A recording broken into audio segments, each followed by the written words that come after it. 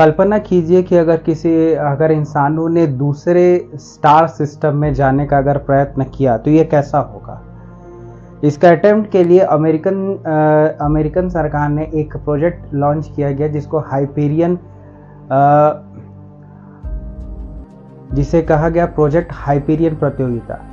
अब ये जो प्रोजेक्ट हाइपेरियन डिज़ाइन प्रतियोगिता है, इसमें क्या किया गया।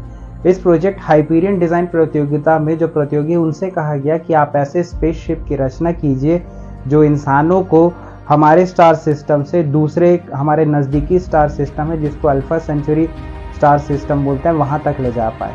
अब वहाँ एक ग्रह पे इनको लैंड करा पाए जिस ग्रह का नाम है Proxima Centauri B. Proxima Centauri B एक ऐसा प्रकार का ग्रह है जिसकी वातावरण पृथ्वी के अनुकूल है, मतलब पृथ्वी जैसे मिलता जुलता यहाँ वातावरण देखा जाता है। तो इसी को देखते हुए यहाँ पर मानवों को यहाँ पर लैंड कराया जाएगा और आगे जो जीवन होगा मनुष्यों का तो हो सकता है पॉसिबल हो। तो इसको देखते हुए एक प्रकार का स्पेसशिप प्रतियोगिता द्वारा डिज़ाइन किया गया जिसका नाम था क्रिसालिस। क्रिसालिस एक ऐसा यान था जिसपे एक डिज़ाइन में एक ऐसा यान है जिसमें लगभग 400 वर्ष का ये समय लेगा, माफ़ कीजिएगा, ये 400 वर्ष का समय लेगा वहाँ तक पहुँचाने के लिए।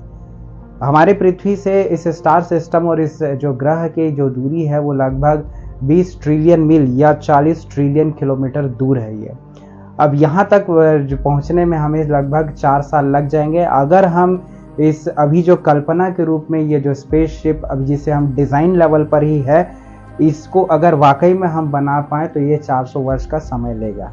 इसकी जो ऊर्जा जो ये यूज़ करेगा वो न्यूक्लियर फ्यूजन रिएक्टर टेक्नोलॉजी से चलेगा जो अभी काल्पनिक है, लेकिन वास्तव में ये थोड़ी देर में हकीकत में भी बदल जाएगी।